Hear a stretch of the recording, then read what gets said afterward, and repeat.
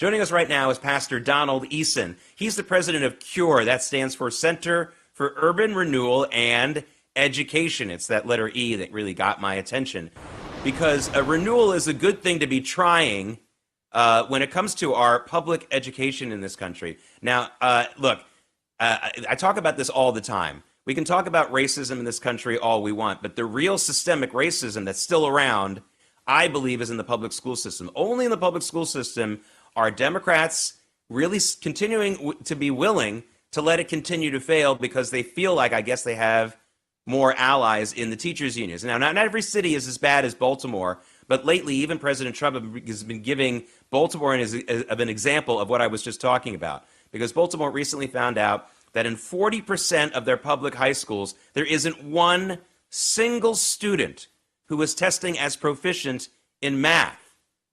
Pastor Eason, this is the real systematic racism problem in America, isn't it? This is where we need to stop talking about some of the other stuff going on, like what goes on in a jeans commercial, and start addressing this. Am I right? You're 100% correct, Jake. Thank you so much for having me on your show.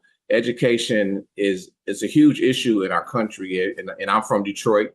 And one of the issues that you see is when it comes to education, the statistics that you just mentioned, not one person is proficient in math in Marchport schools. That says that our federal Department of Education has really failed our students.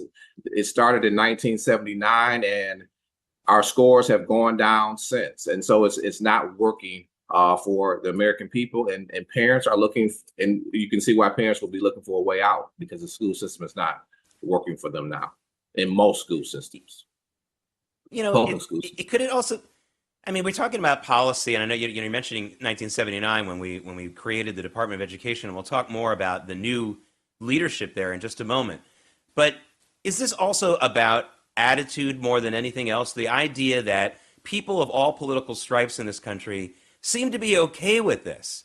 I mean, I know that there's people who are outraged about it when their parents and their kids are in a bad school system, but when I talk to people on the street or at a community gathering, I see them pounding the table about a lot of issues, and a lot of them are very important. I'm not discrediting any of it or throwing cold water on it, but rarely do I see someone who's saying, like, oh my God, the school only a couple of miles away from me is putting out students who can't read or write. I mean, is it an attitude thing? Do we need to get people? I mean, I hate to get people upset and angry. That's not my. I hate when people do that in the news business. But maybe just to tell people, like, this is as urgent an issue as any other, maybe even more. I mean, we're talking about billions of dollars, maybe trillions over the years, and we're talking about thousands and thousands of kids just in your neighborhood, frankly. Well, it's a big issue. I don't know if you're familiar with Thomas Sowell. He wrote a book back in 2020 called Charter School and Its Enemies. And he said there are approximately 1 million students on waiting lists. So parents see it as a big issue. And you're right. From the legislators or the Democratic legislators kind of want to own the children. And when you look at it from a scriptural standpoint, the Bible says parents raise up your child in the way they should, when they are old, they will not depart from it. It's the parents' responsibility to raise their children. And really, the public school system is partnering with the parents. They don't own the student. They don't own the child. The parents are the primary responsible person for raising that student. And you can see that parents are waking up and seeing something is wrong.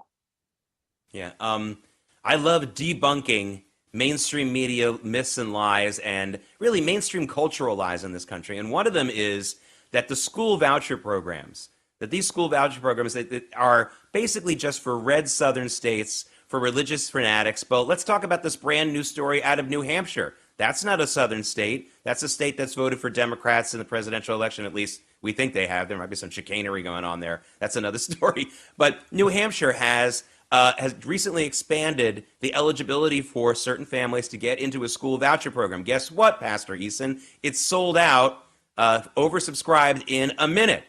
And I think that this is another example of what you were just talking about. This is not just about some kind of trick to steal the money so that you can put it into a church school, or just something that radical right-wing people care about. New Hampshire had an oversubscription to their school voucher. I mean, what does that tell you? Well, I mean, it's not surprising. As we mentioned earlier, Thomas Sowell in his book, over a million students on waiting lists. So it's not surprising that it sold out almost immediately in 1 minute. I know the program is set up in New Hampshire to increase by 25% once they reach a cap, which is a good thing to continue to increase it.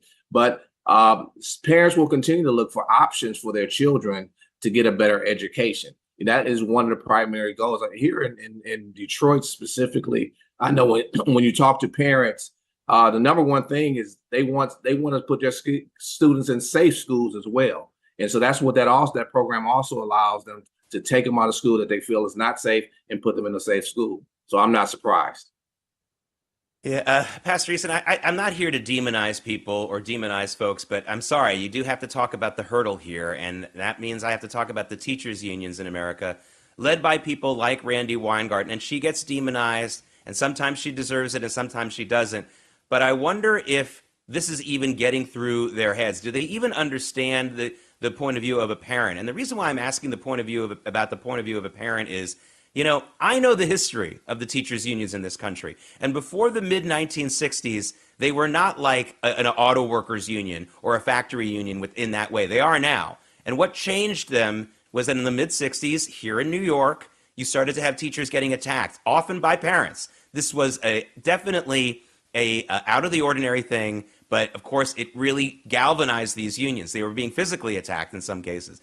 And that is why I believe the teachers unions since then, because of the way they were set up and the time that they were set up and rejiggered, I should say, they are really not really in partnership with parents like you were talking about. They really see parents as enemies more than anything else. I wonder if that's your experience as well. It just feels like they're on the other side because they think that at the end of the day we're against them and might even threaten them. The administrative state has grown exponentially over the years. The number of teachers have gone down, the number of students have gone down, but the administrative state has increased, which says that they are more about protecting themselves than protecting and partnering with our students. So that is a big problem. So that's why you see parents over the last several years, this big outcry about what's going on in their schools. I can remember when I was back in school. I just want to say this from a ministry standpoint. They gave us a Bible. There was some morality taught in schools. They've gone on a different track today. And so absolutely the unions, and I don't like to demonize people either. However, the unions are, or at least appear not to be, on the side of the parents.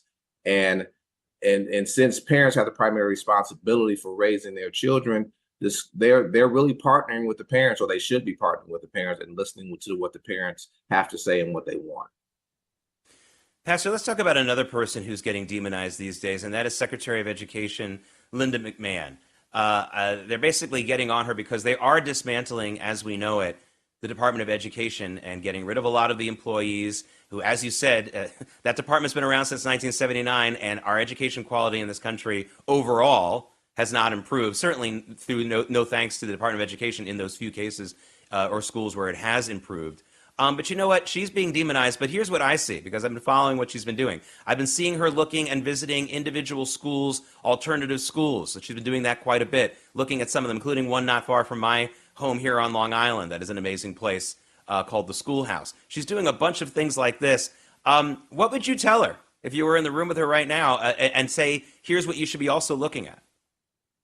I would say, one, keep doing what you're doing. You can tell she cares about our students. She cares about our public school system. We want choice. She cares about the parents having an opportunity for better educations for their children. So I would tell her to continue going around the states, going around to the different states, having the conversations with parents and local communities on what dismantling of the Department of Education actually means, which means sending the dollars back to the states, or the states having control of their education system.